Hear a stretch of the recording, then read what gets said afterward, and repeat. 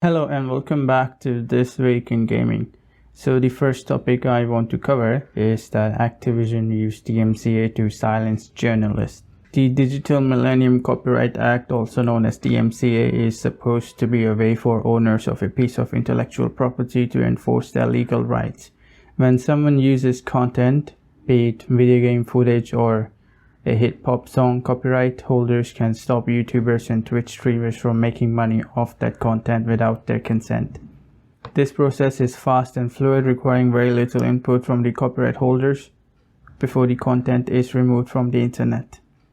The major outrage first began when the company Ball State Games, makers of FPS Escape from Tarkov, flagged and pulled down numerous videos from a YouTube channel using DMCA. More specifically, they targeted a channel named Erotic Gaming. His numerous YouTube videos were copyright struck by Ball State Games. This YouTuber apparently accused the developers of not securing accounts of gamers properly and expressed concern of data leaks. Honestly, instead of assuring gamers that their account details are safe and secured with them, Ball State cowardly abused DMCA to silence this YouTuber. So coming back to Activision, the company is in hot waters after abusing DMCA by striking down posts of journalists on Twitter talking about the leak COD Warzone updates. The journalist was just doing his job of talking about the leak instead of having to do anything with the leak itself. The leak was already public knowledge, still this scummy Activision shouldn't have used this cheeky and unfair practice. The leak was about Call of Duty Warzone's 1980s Steam map. Next up, studies showing loot box is in fact gambling. More evidence continue to mount up stating that loot boxes are in fact gambling. Thinking about loot boxes, most people like me are constantly reminded of the phrase surprise mechanics and sense of pride and accomplishment from EA's representatives when referring to loot boxes. This happened during the Star Wars Battlefront 2's loot box controversy. From then on, consumers and gaming companies are on their toes while dealing with and marketing their loot boxes. The gaming ratings boards like PEGI and ESRB are no help either, as they always give E4Everyone rating for pay-to-win, addictive and yearly refresh gaming titles like FIFA and NBA 2K. Government officials in the UK are urging for immediate loot box regulations, labeling them as gambling.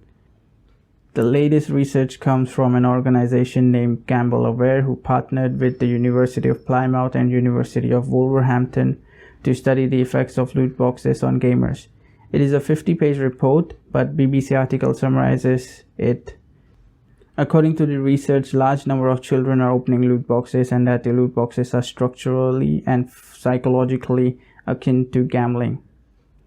The BBC article summarizes the 50-page document, stating that of the 93% children, 40% of them open loot boxes. The article goes on claiming that 5% of gamers generate half the entire revenue of loot boxes, and according to Guardian's coverage, that's about half of £700 million that the video game companies generate each year. So, next up, Nintendo stopped the digital sales and production of physical copies of Super Mario 3D All-Stars. The game was only available to purchase till March 31st, 2021 digitally, but some of the physical copies can still be bought from brick-and-mortar stores.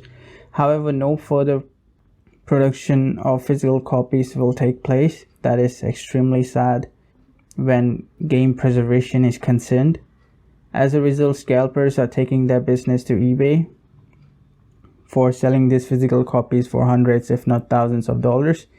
Just like Sony, who closes digital stores for older consoles, Nintendo also seems to have no respect for game preservation.